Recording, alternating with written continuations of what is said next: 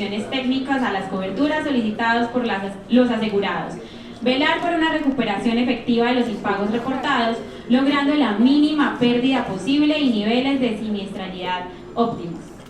Edilson Garzón es gerente de facturación, recaudo y cobranzas en Telefónica Movistar. Ingeniero de sistemas de la Universidad Católica de Colombia con estudios en la Universidad de La Sabana, en el programa integral de dirección, programa de continuidad empresarial y dirección de personas.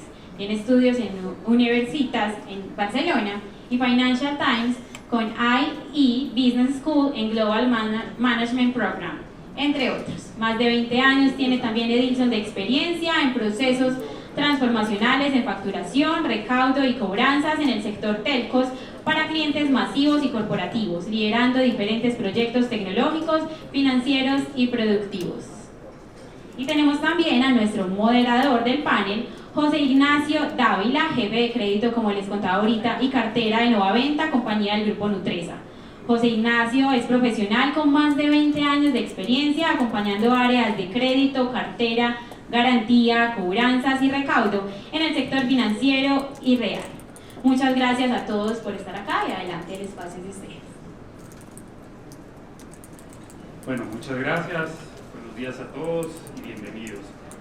Por supuesto, gracias por la invitación a tan importante evento académico que esperamos poderles aportar, sobre todo con este panel de grandes expertos, a la consecución de sus resultados y por supuesto a un crecimiento y a un mayor conocimiento. Al final también, si nos da el espacio, daremos apertura a las preguntas y muchas gracias. Arranquemos pues un poquito con este panel del Journey de la cobranza, con una pregunta para nuestros tres panelistas, que es la siguiente: ¿cuáles creen ustedes serían esas mejores prácticas que no pueden fallar o faltar en ese continuo desafío que supone la transformación del modelo de cobranza?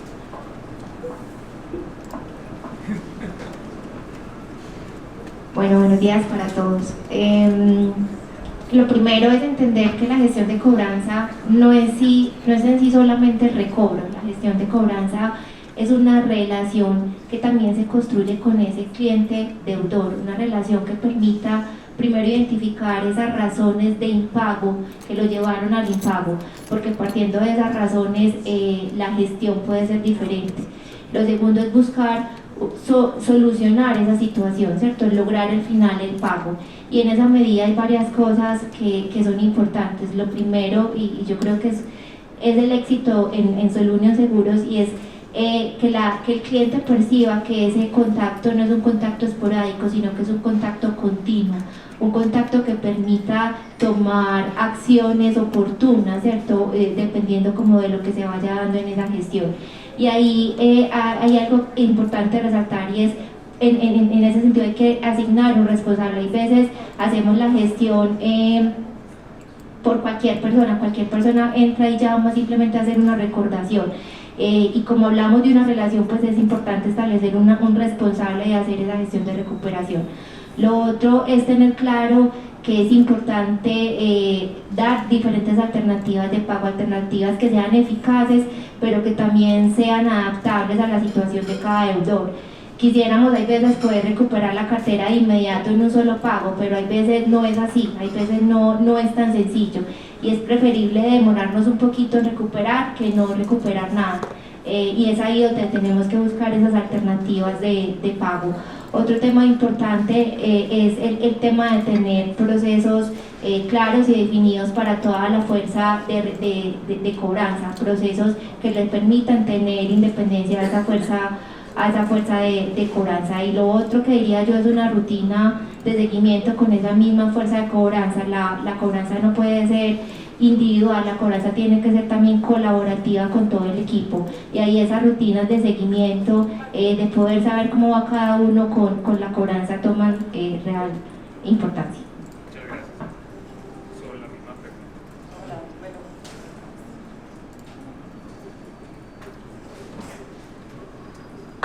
Hola, buenos días.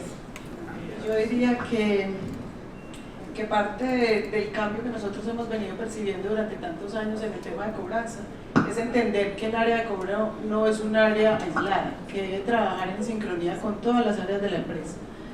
Dentro de esas áreas, que de pronto para un banco, que también conozco el sector financiero, es mucho más fácil que para una empresa del sector real, pensaría yo que 3 áreas que siempre deben trabajar en conjunto con el área de cobro es, primero, el área de facturación, ¿cierto? Si trabajamos con el área de facturación, que sea una facturación oportuna, que sea una facturación con el mínimo error, nosotros vamos a poder obtener un pago más oportuno. La otra es estandarizar el área de aplicación de pagos y sobre todo especializarla para que esos pagos sean oportunos. Cuando nosotros tenemos los pagos oportunos vamos a poder tener la oportunidad de tener un nivel de cartera óptimo y sobre todo vamos a tener una visión de qué realmente es lo que tenemos vencido. La otra parte que a mí me parece importante es, y que no debemos nunca dejar de verlo, y es más difícil responderla después de la intervención de Joaquín, que creo que lo dijo todo, y es hablar del tema de la especialización de la gestión de cobro. Cuando nosotros hablamos de la especialización de la gestión de cobro es entender que los analistas de cobranza son asesores comerciales, que son asesores de servicio, y eso es el cambio de mentalidad que creo que donde más tenemos que ahora encaminarnos, porque nada hacemos con tener analítica, de tener análisis de datos, que también estoy totalmente de acuerdo, pero tenemos que tener personas atrás que piensen y que ejecuten. Muchas gracias. Vale, digamos, después de la exposición de Joaquín, creo que realmente todo lo que digamos va a ser cliché. Sin embargo, creo que mientras llegamos a esa evolución que plantea Joaquín, sí creo que hay cosas básicas que debemos recordar y tener presente, ¿no? Yo creo que todos los temas de segmentación, de modelos, de grupos de control nos van a ayudar a conocer y a personalizar el cliente. Vamos a tener que medir las cosas que hacemos y tener una bitácora y aprender de esas lecciones que nos dieron buenos resultados y malos resultados, para posteriormente, creo que es necesario retar la estrategia, ¿no? Siempre van a haber mejores formas de hacer el trabajo, mejores formas de conseguir los resultados. Otra parte que me parece importante es la competencia sana, ¿cierto? Yo creo que en todas las empresas tenemos gestores internos, gestores externos, gestores tradicionales, gestores virtuales, y por qué no ponerlos claramente en las mismas campañas, en los mismos, digamos, segmentos de moda a competir. Yo creo que aquí, más que la competencia, quién es mejor que otro, es tratar de identificar esas mejores prácticas y pues llevarlas a buen término. Una cosa que hablaba Joaquín también me parece la omnicanalidad bien manejada, un tema que por más que tengamos multicanalidad hay que saber generar esa estrategia y llevarla al cliente para no ser tan invasivos como seguramente hoy lo somos, y tendremos que aprender de ahí. Y por último, algo que también lo mencionó Joaquín, el tema de la contactabilidad. Creo que hay 1000 estrategias para tener una contactabilidad buena, y nosotros, digamos, en las empresas de tecnología podemos conocer a nuestro cliente desde la misma venta, desde la preventa, desde cómo el cliente nos contacta, desde la misma gestión de cobro. Entonces yo creo que esos serían los elementos que agregaría a lo que han dicho. Muchas gracias, Edison. Muy importante la respuesta de todos ustedes. Sol, estamos hablando, y ahorita hoy es 25, hay gente que necesita ir a cerrar, se nos está acabando el año, ¿qué vamos a hacer? ¿Cómo acelerar los resultados o esos indicadores en la última milla? ¿Qué opinas al respecto? Creo que me uno también al comentario que hacía Joaquín ahora, que no tenemos la bolita mágica para hoy encontrar la verdadera respuesta, ¿cierto? ¿Qué hacer? Hoy te voy a hablar del sector real donde estoy.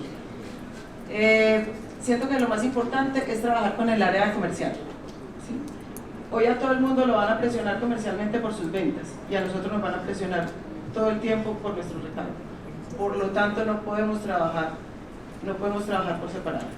Entonces, el primer reto que tendríamos que hacer para movilizar en esta última milla del año es reunirnos con esa área comercial, con la que en muchas ocasiones hemos discutido, con la que en muchas ocasiones nuestros intereses como que van para distintos lados, y nos tenemos que unir, porque la primera segmentación que tendríamos que hacer antes de disparar temas de venta es las condiciones de pago de los clientes.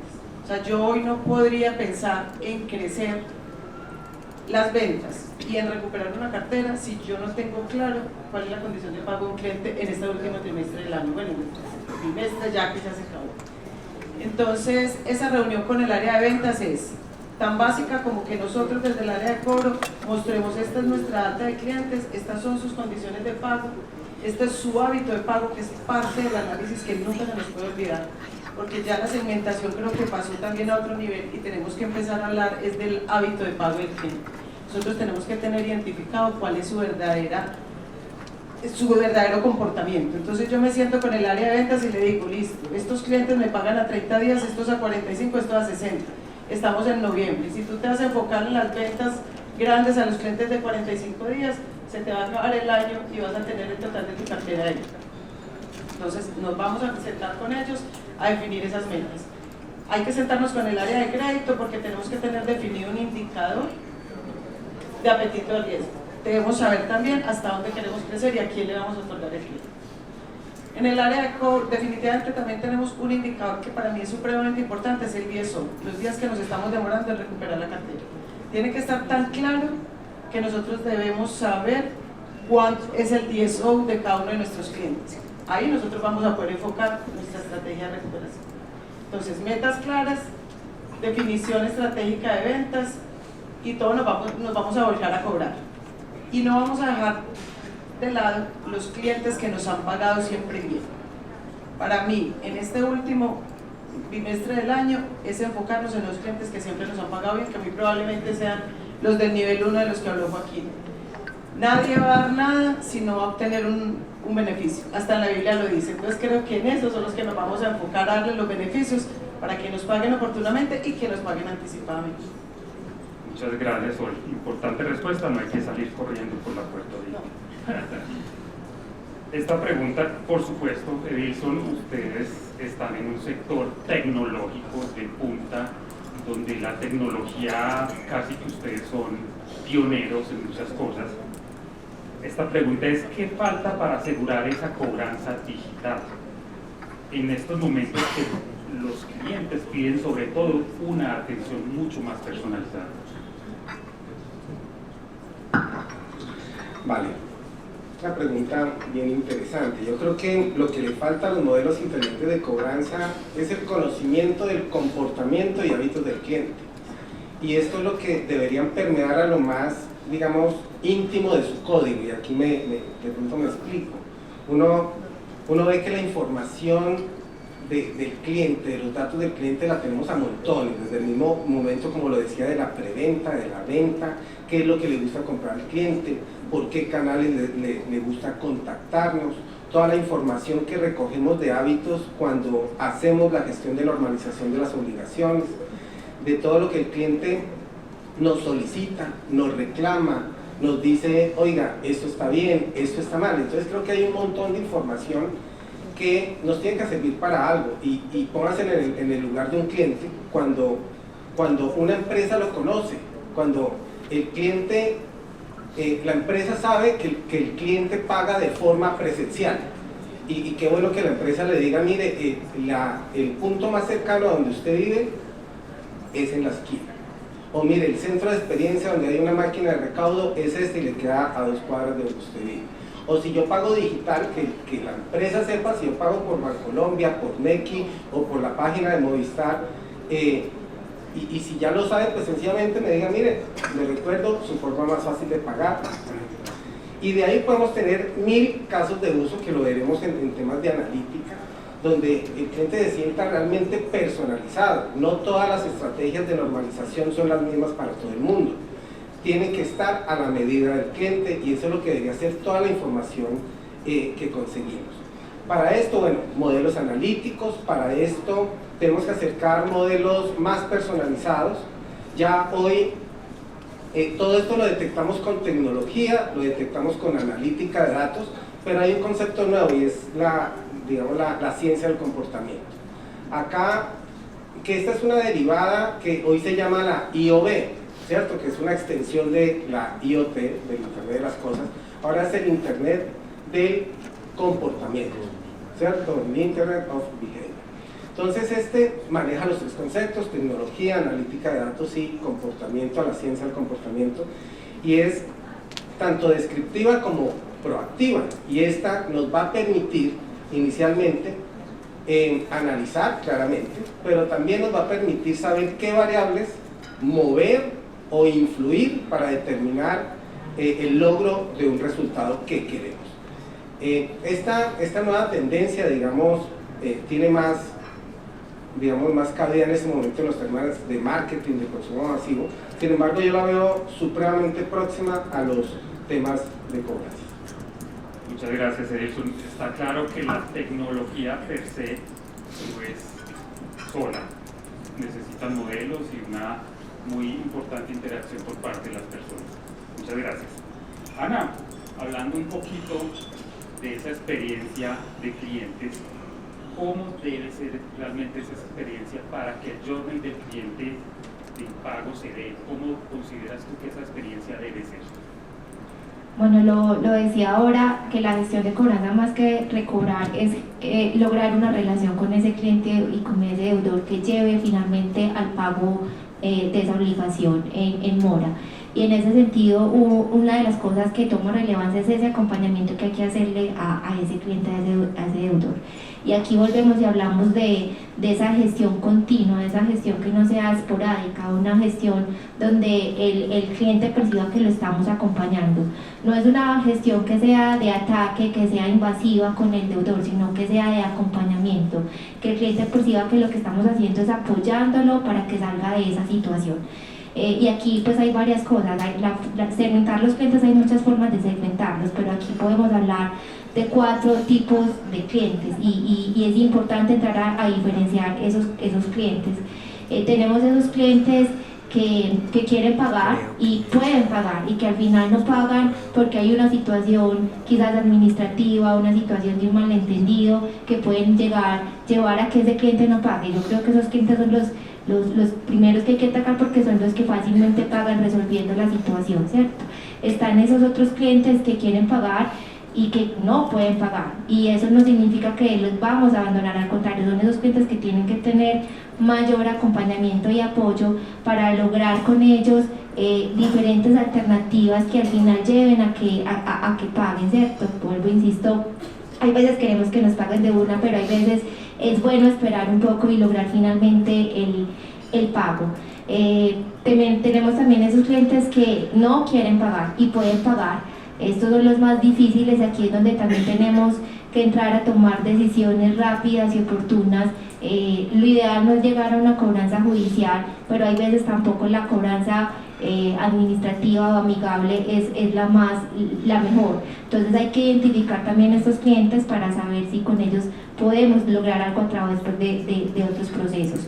Y están esos otros clientes que no pueden y no quieren pagar, y también ahí tenemos que hacer renuncias, ¿cierto? No nos podemos quedar con clientes que finalmente nos van a generar desgastes y costos, sino que también tenemos que hacer renuncias a carteras que se deben declarar incobrables desde el principio. Yo creo que el éxito está en eso, en un acompañamiento que nos va a llevar a identificar bien cuál es esa gestión y que nos va a llevar a apoyar a ese deudor finalmente para que logre el pago de esa obligación. Muchas gracias, Ana. Importante comentario. Me recuerda, alguien me dijo una vez, un cliente que decía: nunca me ha llamado en toda la vida, pero para cobrar sí me llamó. Y eso hace parte del journey. ¿Que a alguno le ha pasado eso? Pareciera que no. Listo. Siguiente pregunta. Estaba para Ana y para Edilson. ¿Cómo alinear ese tema de la operación y la estrategia del modelo de recuperación que permita avanzar en esos indicadores de efectividad y eficiencia? Muchas veces la operación va a una velocidad, la cartera y la estrategia va a otra velocidad. ¿Cómo hacemos que esos dos mundos se alineen para tener resultados efectivos al final de las empresas donde estamos?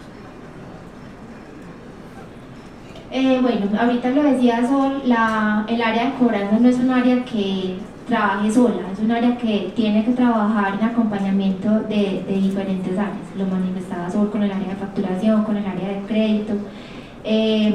y hablo puntualmente del área de riesgo de crédito que toma una real relevancia en la cobranza.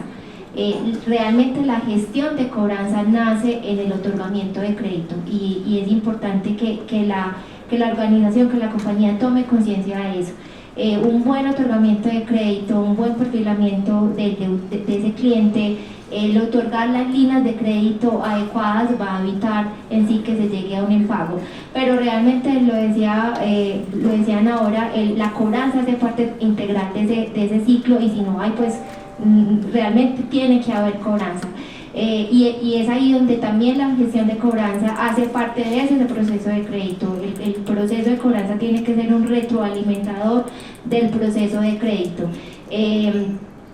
Hablo del sector de nosotros, y de la cobranza de nosotros, identificar a qué sector pertenecen esos clientes que están llegando en pago, cuál es la velocidad de pago de esos clientes y de esos sectores.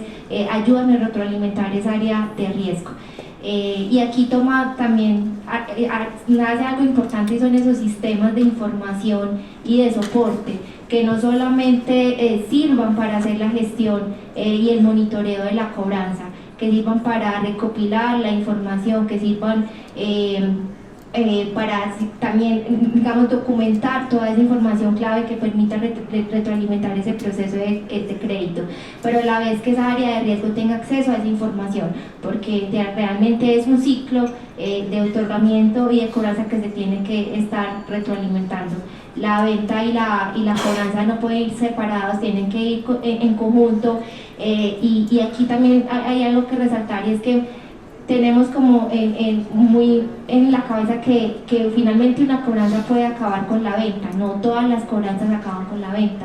Hay cobranzas que incluso se pueden incentivar a través de nueva venta. Perfecto, muy bien. Bueno, Ana María dice algo muy importante, es el tema del ciclo entre la venta y la cobranza. Creo que es básica la originación de una empresa, tiene que tener el apetito de riesgo adecuado para saber cómo quiere que se comporte pues, su cobranza. Yo a esto le agregaría básicamente que tiene que haber una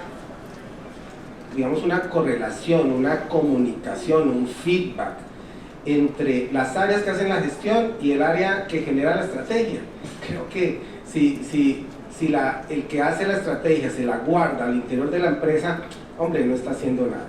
Este tema de evangelización de la estrategia en las áreas de gestión interna, en las áreas de gestión externa, que es aquí donde están nuestros aliados estratégicos, sean de gestión tradicional, sean de gestión virtual, pues hombre, si no tienen permeado lo que se quiere de la estrategia, si no la entienden, pues hombre, no va a haber mucho resultado que pueda verse de forma rápida. Entonces yo creo que ese es un factor importante. Lo otro es medir claramente los resultados de la estrategia. Si no se mide, pues sencillamente es muy poco lo que podamos hacer. Y por último, entender que la estrategia no es estática, ¿no? La estrategia evoluciona, se transforma.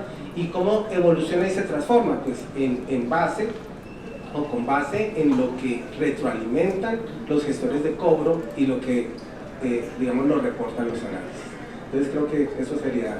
Muy bueno, excelente estos comentarios, la conexión ventas, crédito, cartera, cobranza se vuelve realmente importante y relevante bajo la luz o la sombrilla de la estrategia. Aquí yo creo que nace una invitación a que las personas que cobramos hagamos pasantías en las áreas de ventas, que eso realmente es algo muy importante que nos da una visión totalmente diferente, o que hagamos trabajos de campo de lo que hace el equipo de ventas.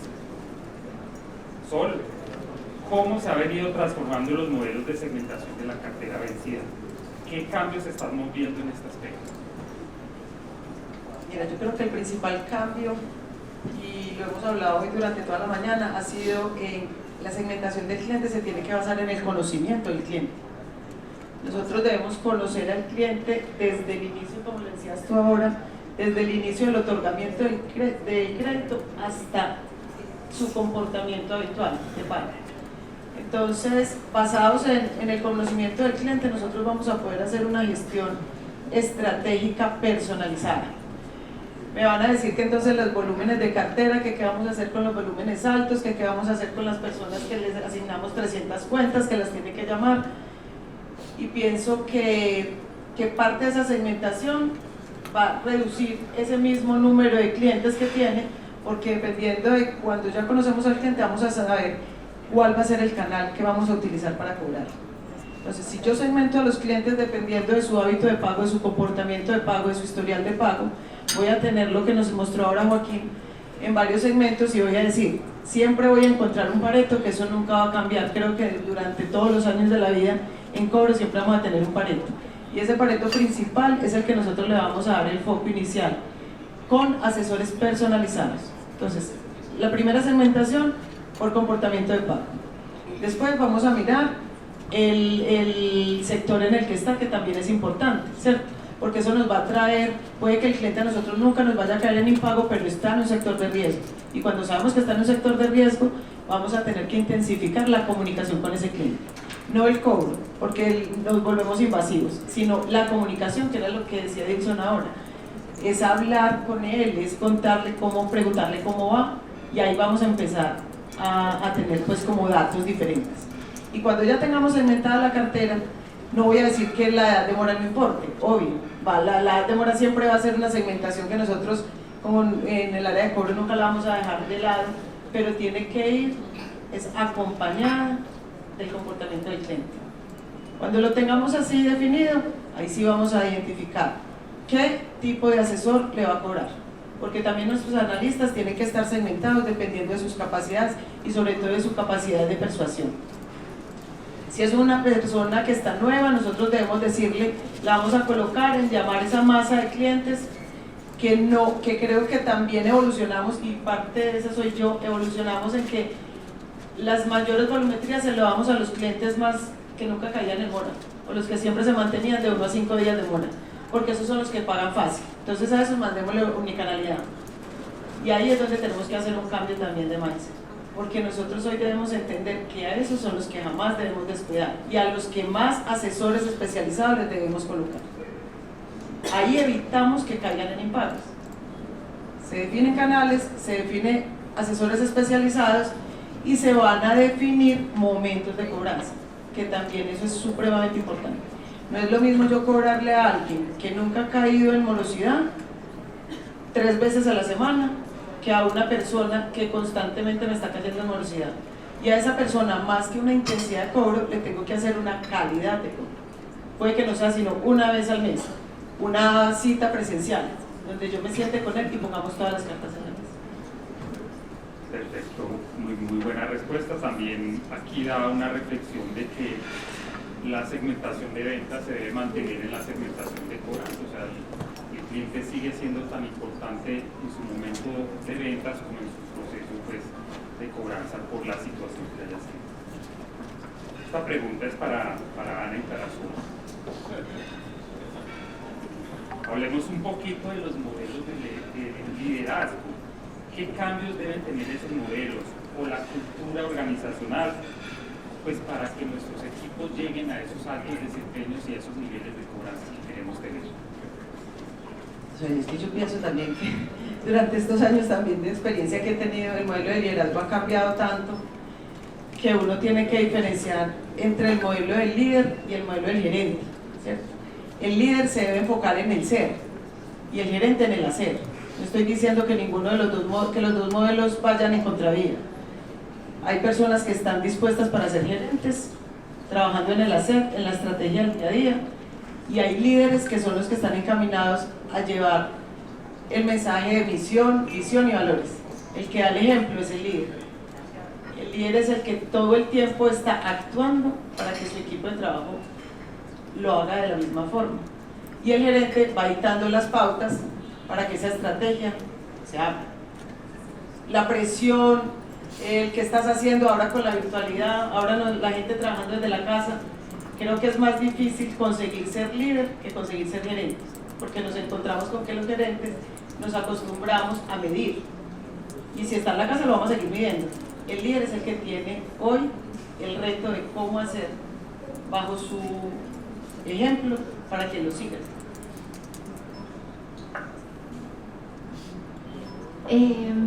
Bueno, yo creo que aquí tenemos que tener en cuenta que cuando hablamos de cobranza hablamos de diferentes personas que realizan la cobranza. La cobranza puede ser interna, la cobranza puede ser externa. Y lo primero que creo que tenemos que considerar en ese modelo de liderazgo es que todos los que realizan la cobranza hablen y conversen con esos valores corporativos que tenemos, porque finalmente la cobranza nace de eso, de lo que como compañía se quiere y el mensaje que se quiere dejar en todos esos clientes. Lo otro es, siempre hablamos de tener procesos y criterios definidos para realizar la cobranza, ¿cierto? Hablamos de tener claro cuándo hacer el primer contacto, a través de qué medio hacerlo, cómo se pueden abordar los acuerdos de pago, los plazos máximos, pero lo más importante es poder tener un equipo independiente, un equipo con facultades, que pueda en esa relación que tiene con ese cliente deudor tomar decisiones para poder establecer un acuerdo o un acuerdo oportuno. Hay veces, aunque tenemos muchas cosas establecidas, si no se tiene esa capacidad de negociar y de poder plantear alternativas, se pierden oportunidades de recuperación, esperando de pronto que alguien más nos dé una autorización. Es claro que las atribuciones tienen que existir, ¿cierto? Hay carteras que sus montos importantes requieren que personas con mayores atribuciones puedan atenderlas, pero también el empezar a delegar y a que cada uno de sus funcionarios de cobranza tengan mayores facultades va a permitir que se logre una mayor recuperación y en tiempos pues como más oportunos. De esto se despliegan un montón de cosas, se despliegan poder tener un modelo de incentivos que permita que todos esos gestores de recobro, tanto internos como externos, pues al final se motiven para lograr pues como todo este tema, pero todo parte de eso, de una conversación con los valores corporativos y de poder dar facultades a todos esos gestores. Entra una parte importante y es pues, la capacitación en todo el tema, digamos, de tácticos de la cobranza, el cómo manejar esos deudores difíciles, esos deudores que a la hora de la cobranza de pronto pueden desincentivar esa cobranza por la forma de responder. Ahí también toma pues real importancia como el tema de la capacitación. Muy importantes comentarios, nos habla un poco de lo formal, de lo que debe tener la empresa, de lo inspiracional que deben ser los líderes en estos procesos, por supuesto, y claro, muy importante un tema de remuneración o de cómo premiar esas competencias que hacen nuestros equipos de cobranza. Muy interesante, muy valioso. Edilson, hablemos un poquito de esas metodologías ágiles, el hombre de la tecnología. ¿Cómo pueden ser o qué recomiendas que debe incorporar una empresa en esas metodologías ágiles que nos permitan, por supuesto, cada vez ser más, tener una mayor celeridad en esos niveles de cobranza como tal? Vale, metodologías ágiles. Es un tema realmente que amerita una especialización, un posgrado.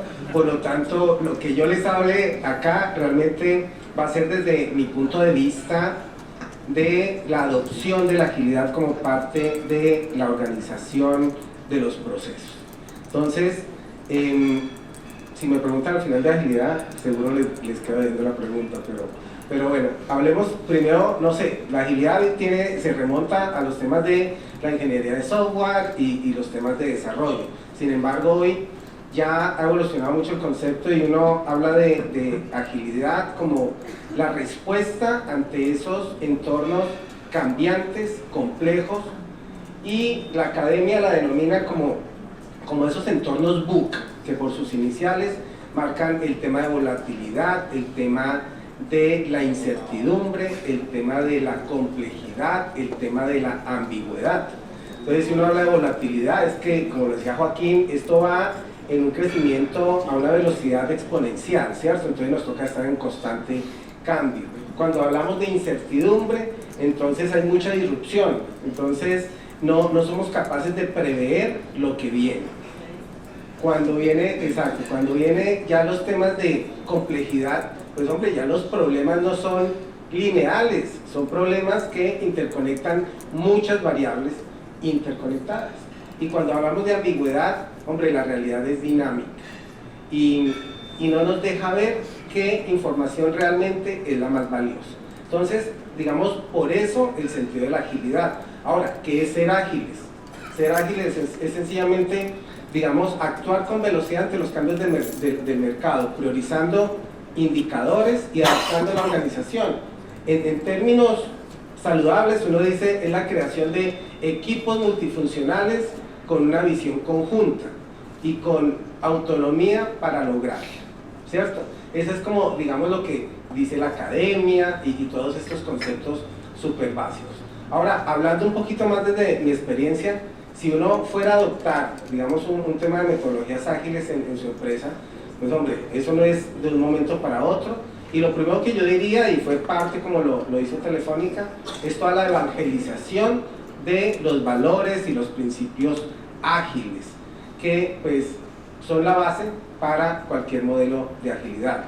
Si me dicen cuál es el valor que más resalta, y sobre todo en el tema de cobranzas, uno diría tal vez la colaboración del cliente sobre la negociación contractual.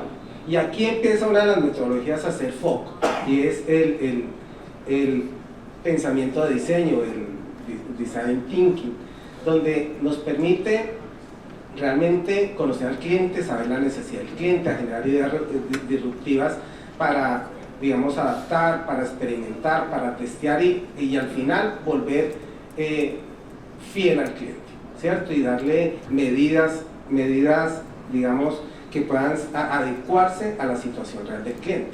Eso en cuanto a valores. Cuando uno habla de principios, uno diría el principio más importante es mantener las cosas simples, ¿cierto? Que ese es, yo creo que el arte de maximizar las capturas de valor, digamos, aprovechando de la mejor forma los recursos, priorizando con eficacia y con el pensamiento Lean, que es otra de las metodologías ágiles. Entonces, llegar y poder analizar el end-to-end de todo el ciclo, de toda la fase que se comentó en la charla anterior, y poder mantener conectado, digamos, esas fases en continuo cambio, en continua transformación, identificando cuellos de botella, retrabajos, y generando indicadores de velocidad, de productividad, pues para sencillamente estar en constante cambio. Entonces aquí llevamos varios conceptos, ¿no? Tenemos design thinking, tenemos pensamiento lean, y ahora viene, ¿qué metodología uno adoptaría? Pues hombre, la metodología Kanban está alineada con todo este pensamiento que hemos hablado, que nos permite dar visibilidad a todas las fases del proceso, con un pensamiento sistémico. ¿Y qué es un pensamiento sistémico? Pues sencillamente se traduce en la generación de objetivos y resultados clave, que ustedes han escuchado de pronto una palabrita, que es la evolución, yo creo que de los KPIs, y son los OKRs, ¿sí? Objectives and Key Results. Que esto lo que nos permite es tener, digamos, transparencia en los resultados, que nos permite enfocarnos y no perder la alineación contra lo que quiere toda la empresa, y en especial los pros de cobranza, y es allí donde uno puede medir esas cosas importantes para el proceso, el nivel de recaudo para generar un flujo de caja libre importante para la empresa, los ratios de cobranza, cómo traigo la plata más rápido, cómo disminuir los gastos que hoy generamos al hacer la cobranza, interna como externa, y seguramente a disminuir los gastos de provisión, de incobrabilidad, que tanto afectan, digamos, los balances de las empresas. Entonces, este es un mecanismo en el que me siento, digamos, muy orgulloso, y me parece que es un cambio organizacional muy fuerte que se tiene en Telefónica. Hoy en Telefónica podemos decir que por lo menos el 80% de los procesos están en metodología ágil y de verdad que tiene unas ventajas enormes cuando uno transforma una empresa de temas jerárquicos a una empresa y a una estructura mucho más plana, generando los resultados que hoy estamos dando. Eso sería. Bueno, no es que me apasione, pero me gusta. No se nota, de verdad que no. El máster estuvo muy bien. Muy importante lo que acaba de decir, todo bajo la sombrilla del agilismo, pero creo que también es una invitación, porque muchos trabajamos con aliados, o sea, nuestros aliados tienen que irse montando en estas nuevas metodologías, porque pues nada es una empresa como llegando a estas decisiones cuando sus aliados pueden ir a otras velocidades. Una compañía especializada en cobro de créditos y venta de trabajo fundamental de outsourcing. Nuestro protocolo, multiagentes, un equipo de profesionales dedicados a enviar para sus clientes desde una plataforma multicanal y chatbot.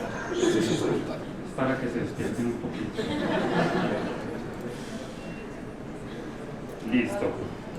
Pues que andemos de la mano con nuestros aliados en estas nuevas metodologías, y yo creo que es una responsabilidad también nuestra cuando tenemos estos aliados, llevarlos a ese punto, o sea, conversar estos temas con nuestros aliados. Sol, hablemos un poquito de cómo han evolucionado los tableros de seguimiento y control de la cartera y en los gestores de cobranza. ¿Qué KPIs se deben priorizar? Creo que volvemos casi que a retomar toda la charla de Joaquín. Y digamos que de los nuevos KPIs que nosotros no podemos dejar de lado es uno que creo que muchas veces ni siquiera teníamos en cuenta, y es el tema de el costo de la gestión de cobro versus la probabilidad de pago, ¿cierto?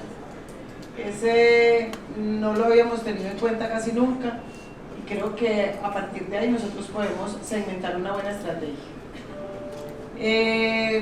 Medir el número de promesas pagas versus el número de promesas tomadas nunca va a dejar de ser importante, ¿cierto? Pero siempre vamos a partir desde el ámbito de la probabilidad. Entonces, hoy nos deberíamos enfocar más en cuáles son los clientes, el analista o el asesor de cobro que más contactabilidad tiene, que más genera valor al conocimiento del cliente, que más información obtiene del cliente, porque de ahí para allá, como ya lo habíamos hablado también, esa información es básica para nosotros poder empezar a hacer el recaudo. Dentro de los tableros de control, que también considero supremamente importante, y ahorita lo mencioné por el tema del DSO, que hay que hacer el análisis, no solo por un segmento específico, sino que hay que hacer el análisis del DSO por cliente. ¿Cuántos días se me tarda él para poder recuperar la cartera? ¿Cuántos días de DSO me genera la base de clientes que tengo un analista? Porque ahí también tengo que hacer unos focos de cobro. Entonces creo que la evolución, más que dejar de medir lo que antes se medía, es anexarle cosas a los modelos a los tableros de control. Y el control de que si lleva tanto tiempo muerto, de que cuánto tiempo al aire tiene. Hoy, también lo mencioné ahora, hoy con la virtualidad creo que pasa a un segundo plano. Nosotros necesitamos más eficiencia y eficacia que número de horas al año. Perfecto, excelente. O sea, hay que seguir midiendo, eso es una gran conclusión.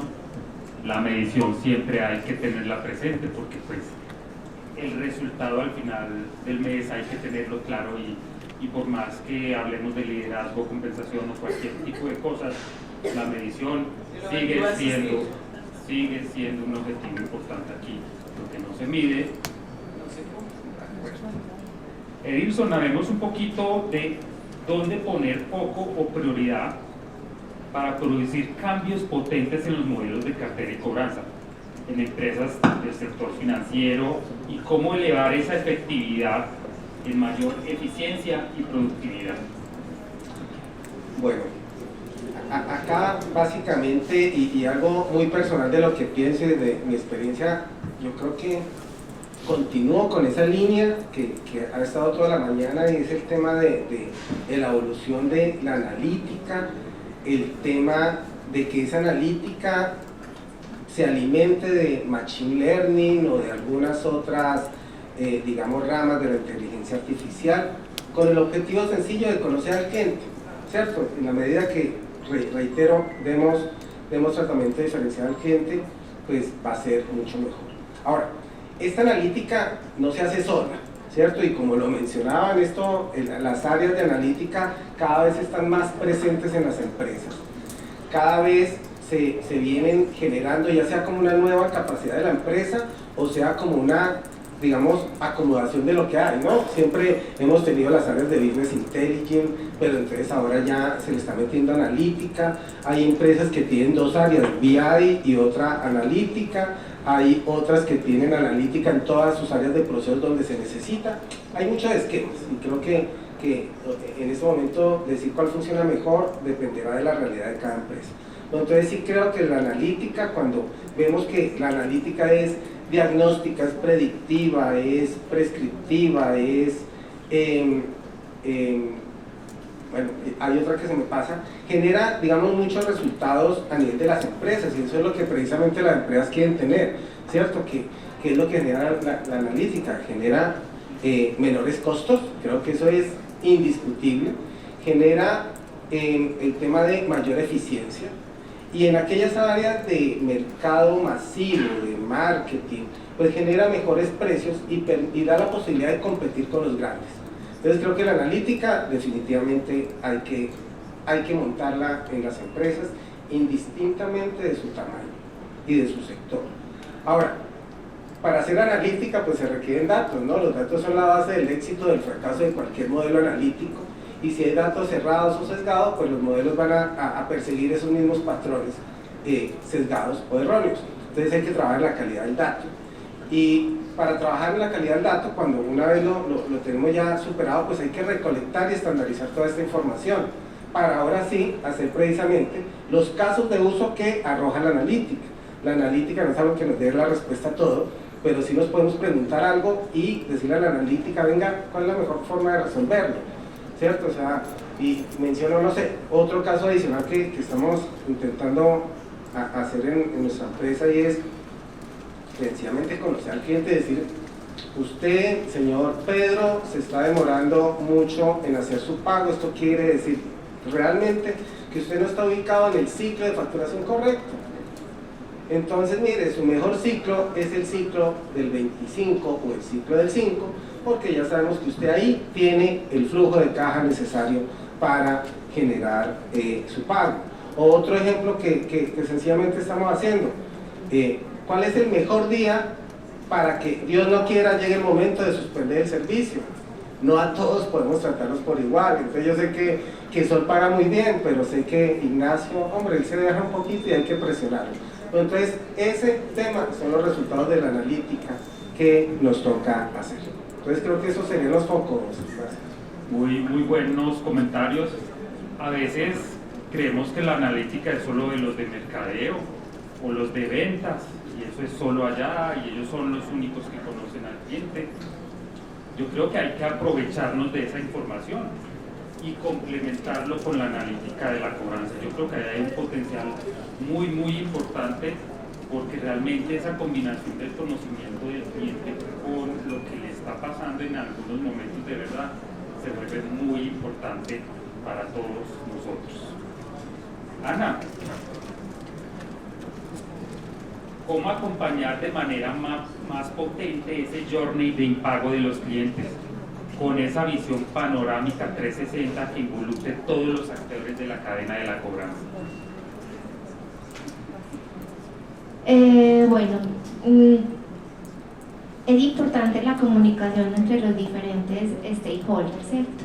Y voy a hablar desde la experiencia de nosotros, que hacemos una cobranza y una cartera que no es propia, que después se convierte en cartera de nosotros, pero que finalmente no es propia, y aquí es donde toma real importancia esa comunicación, con el que comenzó esa relación comercial, con el que otorgó el cupo de crédito, con el mismo cliente, con los que realizan la gestión de cobranza. Todos hacen parte de ese journey y de esa gestión.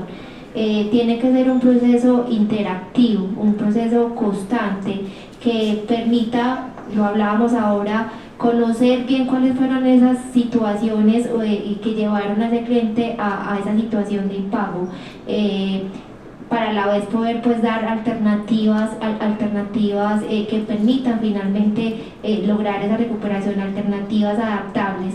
Y a veces esas alternativas no solamente se pueden quedar en ofrecer una condonación o en ofrecer un mayor plazo de pago, también por ejemplo entra la parte de la venta, la parte del otorgamiento. Lo mencionaba ahora, que hay veces la recuperación no solamente es la recuperación, hay veces la recuperación necesita nueva venta, porque el cliente necesita seguir operando, necesita poder seguir vendiendo para poder hacer lograr esa recuperación.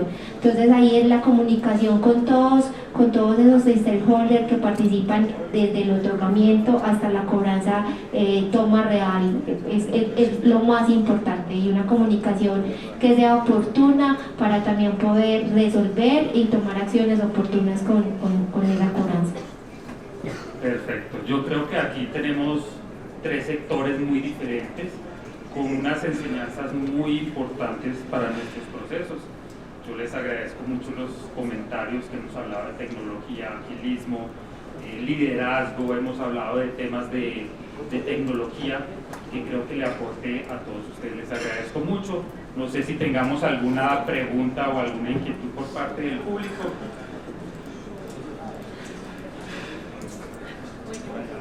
Bueno,